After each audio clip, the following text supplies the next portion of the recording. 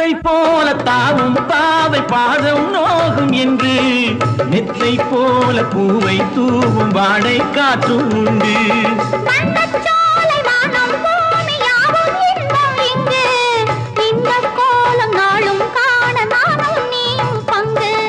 கண்ணில் ஆடும் மாங்கனி கையில் ஆடுமா, கண்ணில் ஆடும் மாங்கனி கையில் ஆடுமா.